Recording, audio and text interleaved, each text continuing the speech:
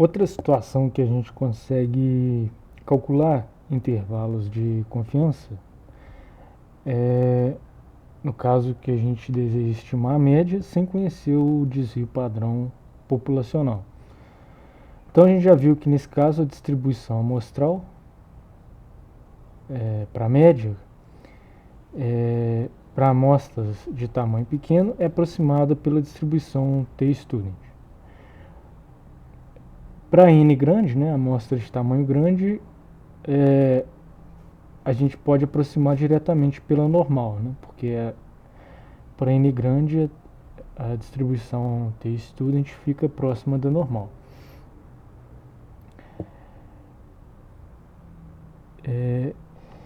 Então nesse caso a gente viu que a distribuição da média amostral vai ter uma distribuição t-student com n-1 graus de liberdade. E analogamente, né, a gente calcula o intervalo de confiança, né, pegando a estimativa da média na amostra, né, o limite inferior a gente subtrai esse fator e no limite superior a gente adiciona. Aqui o T-alfa sobre 2 é calculado da mesma maneira, né, pela tabela, como no caso do Z para distribuição normal padrão, só que agora é para outra distribuição. E o S agora, né, a gente está usando mais o sigma, que seria a informação do desvio padrão populacional, que nesse caso a gente não vai ter, a gente vai ter que usar o desvio padrão da amostra. Quando que a gente vai usar essa aproximação aqui? Então, primeiro, para n pequeno, né, em geral menor do que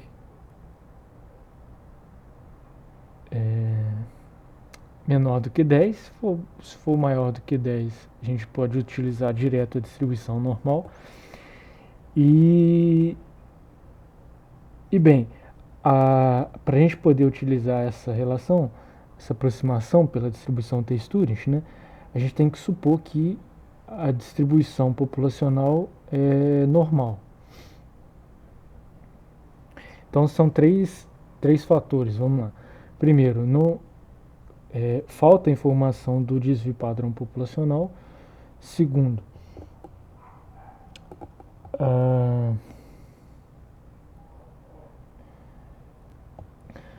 a distribuição populacional tem que ser normal, né? A gente tem que ter essa hipótese. E em terceiro, o N também não pode ser muito grande. Em geral, a gente vai trabalhar aqui com N menor do que 10.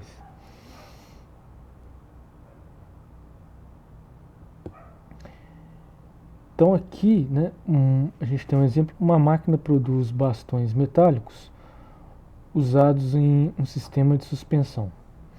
Uma amostra aleatória de 15 bastões é selecionado o diâmetro medido e o resultado resultando nas seguintes medidas em milímetros. Então tem aqui as 15 medidas, né, da amostra selecionada. Ele pede determine um intervalo de 95% de confiança para o diâmetro médio. Então aqui, né, só pelo enunciado a gente não tem informação do desvio padrão populacional. Então seria o caso, né, da gente adotar essa aproximação.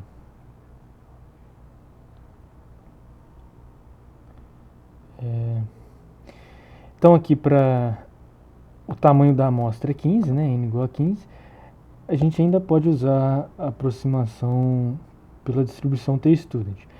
E uma informação que não está aqui nesse enunciado, mas que a gente tem que supor, né, é que a distribuição populacional aqui dos diâmetros, né, tem que ser uma distribuição normal.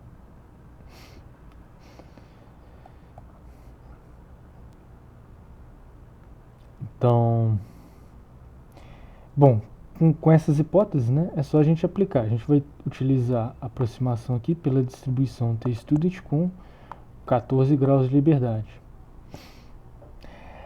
Para esses 15 valores aqui, né? Se a gente calcular a média, vai dar 8,234 e o desvio padrão 0,025. Se a gente calcular aqui o T alfa sobre 2 para esse nível de confiança, né, de 5%, a gente vai achar o valor de 2,145. Então a gente tem todos as entradas, né, para calcular esse intervalo aqui. Então vai ficar aqui a média, né, a média amostral, menos o T alfa sobre 2, desvio padrão populacional, dividido pelo raiz de n. Então a gente obtém esse intervalo aqui de 8,220, 8,248. Então a gente tem uma probabilidade de 95% da média populacional dessa distribuição dos diâmetros estar entre 8,220 e 8,248.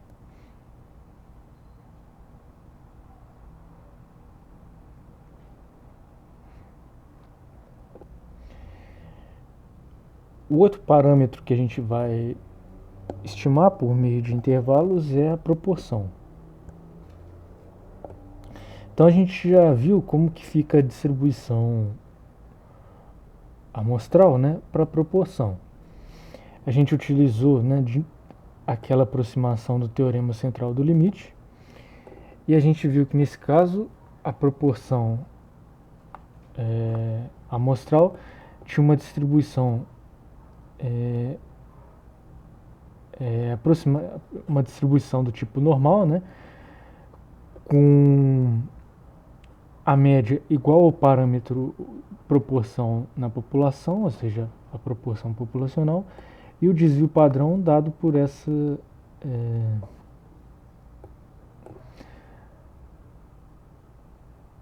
por esse fator aqui, né? Raiz de P é 1 menos P sobre N, onde o P é a proporção populacional e N é o tamanho da amostra.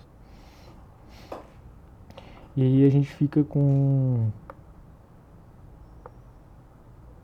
essa definição aqui para o intervalo, né? A mesma ideia, né? Aqui como a gente está utilizando a aproximação lá do teorema central do limite, né? Aqui eu usei alfa sobre 2. E aqui seria sigma raiz de n, né? E o sigma aqui para o caso, para a variável que representa a proporção, seria P1 menos P, como a gente viu.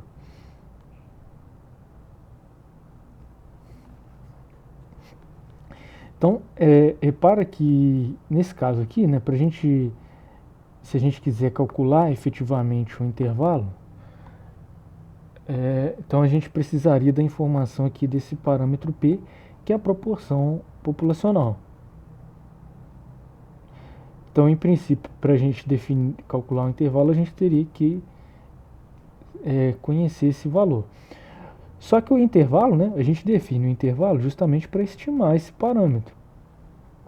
Então a gente tem um problema, a gente define esse intervalo para tentar estimar esse P, só que para calcular o intervalo a gente acaba dependendo do P,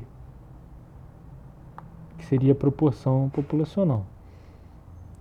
Então, como é que a gente contorna isso? Tem duas maneiras, basicamente, de se contornar. A primeira, né, é a gente utilizar aqui, aproximar essa proporção aqui pela proporção amostral, né, que a gente conhece.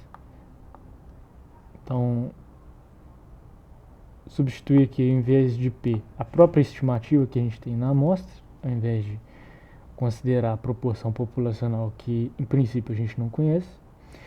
Então, essa solução é chamada de estimativa otimista. E também tem uma outra possibilidade, né? É para a gente olhar para o valor máximo que esse termo aqui pode assumir. Se a gente olhar para essa função aqui, né, P vezes 1 menos P, o máximo dela, né, vale 0,25 e é atingido justamente aqui quando o P vale meio.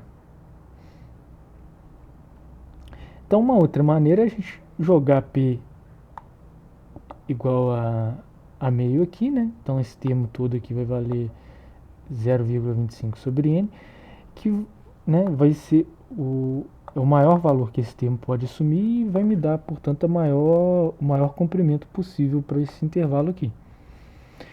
Essa estimativa, né, a gente chama de estimativa pessimista.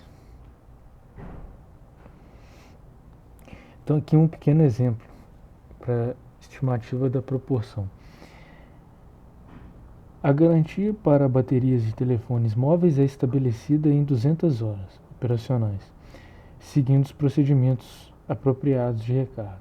Um estudo com 5.000 baterias foi executado e 15 dessas 5.000 pararam de operar antes de 200 horas. Então, defina um intervalo de confiança com um nível de confiança de 1% para a proporção de baterias que falham dentro do período de garantia.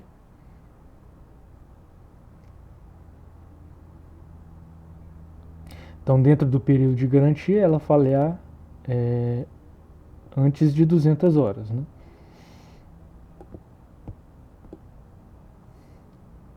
Então, a proporção na amostra, né, de baterias que falharam antes de 200 horas foram 15 num total de 5.000, né? Daqui 0,3%. Então, no caso aqui, o N é 5.000, né, o tamanho da amostra, e para o nível de significância de 1%, o Z alfa sobre 2 é 2,58. Então, a gente vai ficar aqui com, né, a proporção amostral mais esse fator e a proporção menos esse fator e a proporção amostral mais esse fator, né, que vai ser o limite superior. Se a gente utilizar a estimativa pessimista, né, com o valor máximo aqui de 0,25, a gente vai ter o intervalo de confiança seria menos 0,015 até 0,021. No caso aqui, para proporção, né, não faria sentido a gente olhar para a proporção negativa. Né? Então, na realidade, o verdadeiro intervalo aqui começaria de 0. Então, seria de 0 até 2,1%.